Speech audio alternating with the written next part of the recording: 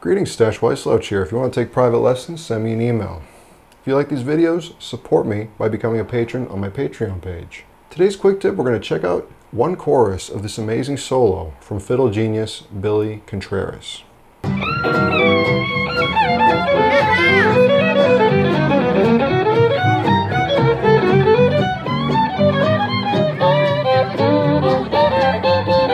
Wow, that is so cool. The solo is listed as being on the tune Tombstone Junction by Bill Monroe. Tombstone Junction is a tune that basically is a blues form 3 times with slight variations. So we can think of this as Billy Contreras playing brilliant stuff on a blues, just to simplify the equation. So the blues form that he's playing against is a G for 4 bars, C for 2 bars, G for 2 bars, and then a D for 2 bars, and then back to a G. Classic 12-bar blues. First 4 bars.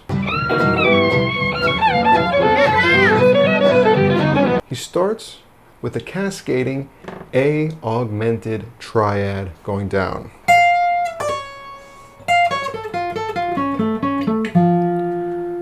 Now, in quick tip 129, we explored the whole tone scale. When thinking of the whole tone scale, you can construct it by just starting on a note and then have a sequence of just whole tones. But if you delve a little deeper, you'll notice that the whole tone scale is made up of 2 augmented triads built on 2 major thirds, separated by a whole step. So for example, a G augmented triad and an A augmented triad put together forms a G whole tone scale.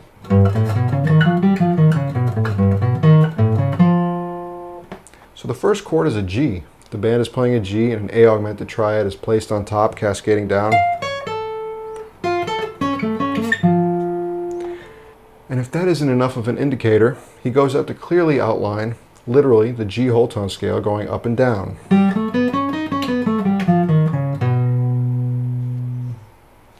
So we've got a structure out of the whole tone scale outlined, cascading down, the A augmented triad, and then just a straight up and down iteration of the G whole tone scale over that G. Takeaway number 1.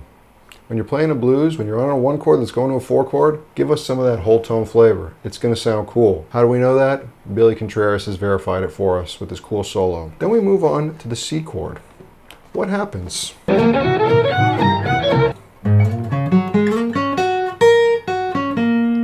What is that? All that is notes from an F sharp 1, 2, 3, 5 tetrachord over a C chord. What's the relationship there? An F sharp is a tritone away from a C. So what has he done? He's done tritone substitution. The band is playing C and Billy is thinking of F sharp.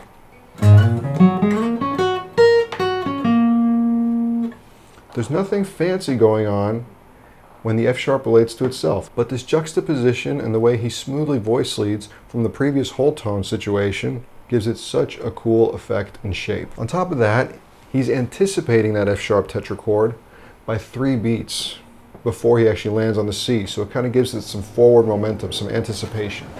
Check out quick tip 99 for a full dive into tritone substitution. Then we get to our G chord, bars 7 and 8. On bar 7, he hits a B minor chord. We're back to the key of G. What is that? It's the 3, 5, and major 7 of a G, but it's just expressed as a B minor triad, a nice consonant sound that we know and love. But against the G, it's like a G major 7 thing. It's anticipated with a little scale run in the key of G. 1, 2, 3, 4, 4 eighth notes anticipating this B minor triad, which we could also think of as an upper structure. Don't know what that is? Check out quick tip 103. And then he jumps up to a C sharp and comes down a D major 7 arpeggio. That's a D major 7 against a G chord. What is that?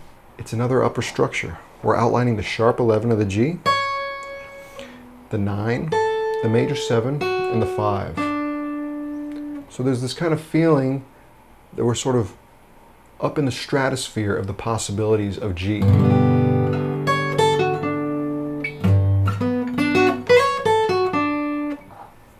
And then right at the end of bar 8, Billy outlines this A flat chord. So we could think about it two ways. One is, by association, he's just hit a D major 7, which is part of this upper structure of G. And then he's saying, let's take this association to the next level. Let's do the tritone of the D major 7, which is an A flat major. Or we could think of it as, by hitting the A flat triad, he's anticipating the 5 chord, the D chord, again doing a tritone substitution. The A flat major triad is a tritone away from D. All in all, the thing I love so much about this is all these little structures put together have a really good melodic continuity about them.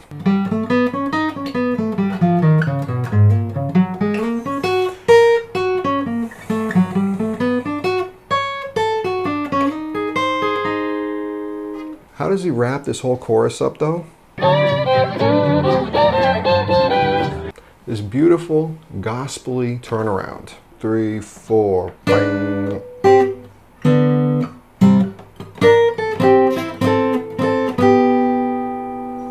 So here are the double stops. A D and a B, which hints at the G chord, and then a C and a G, which hints at a C chord, and the same thing down the octave. And then this little bluesy thing, D and a B flat, sliding down to a D and an A, back to the C and G, giving us that C quality. C and an A, which kind of feels like a C6. Then back to a B and a G to give us that G again. So to me, these whole last 4 bars are Billy Contreras playing with this plagal cadence thing. So there's either dominant cadences, which go 5-1, or plagal cadences, which go 4-1, sometimes known as an amen cadence. It's got that gospel-y feeling. And it actually sounds really good against the dominant cadence, which is such a nice, soulful way to tie up all these outside-the-box things. And this is one of the big parts of Billy Contreras' genius, is his ability to navigate outside sounds and then just hit you straight in the gut with these really powerful, soulful, and emotional lines. So there's so many things to take away here. When you see a 1 chord on a blues, play some whole tone stuff. Practice playing a tritone away. So when you're on a C chord, play stuff that's very F sharp centric to give you that interesting outside the box sound. From bars 7 and 8, practice your upper structures. When you're on a chord, say a G chord, play the minor triad starting on the 3rd to give you that interesting major 7 sound. And then lastly, experiment using plagal cadences against dominant cadences.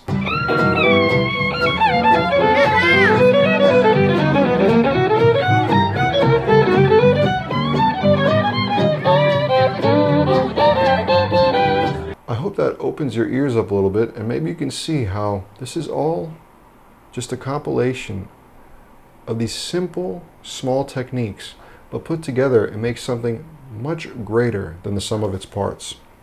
As practicing musicians, it's useful to take one of these tools and practice them for a serious amount of time, say the next few months.